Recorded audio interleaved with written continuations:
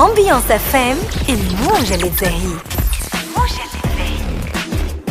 دينا سنة على بكري ومشينا لعبنا الشامبيونات دافريك، ووقت رجعنا بدا الريتم انتونس هذا 4 سبت وكما تعرف احنا ليفيكتيف اللي ترو ريدوي، عندناش برشا جوارات فهمتني، قاعد نلعب بنفس الجوارات بوكو دو فاتيغ فهمتني، اللي خلى لي ريزولتات دي او دي با.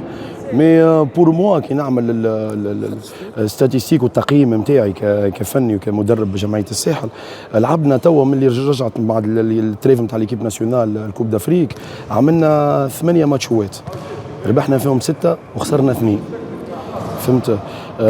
بور موا سي بوزيتيف على ليفيكتيف اللي عندنا، والحقيقه هيك تشوف قاعدين نخدموا وان شاء الله بارتير من اليوم ثم ماك تعرف احنا تو باش نشاركوا نورمالمون بطوله عربيه لو 31 جونفي، ومن بعد عندنا ليشيونس نتاع السوبر كوب دافريك في مصر، بعد عندنا كوب دافريك.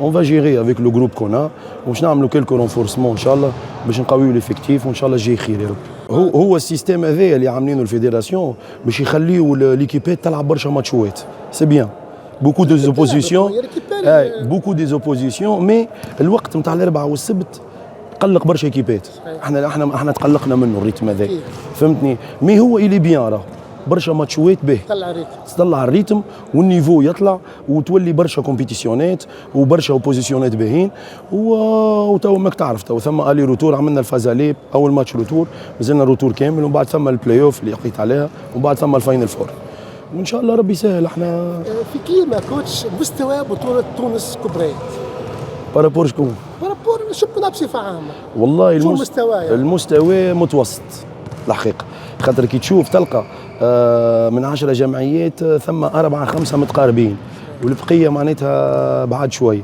مي علاش هما عملوا الكالندري نتاع برشا ماتشوات؟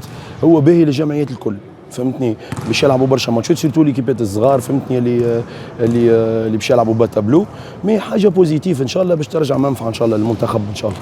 كيما تشوف كيما تعرف انت المنتخب الوطني توا عملنا ريونيون اخر مره من 18 جوار ثم 11 جوار تلعب لوكال في تونس فهمتني، وكانت 7 برك البر، واللي لعبوا في تونس هما اللي عملوا الفارق ولعبوا بالكدا وقدموا وجه طيب. احنا ان شاء الله نزيدوا نقويوا الشامبيونات، وان شاء الله نزيدوا نلعبوا ند مع ليكيبات الكل، وتولي ثم امبيونس باهيه في الهوندبال فيمينا ان شاء الله. أمبيانس FM الموجة اللي تزهي.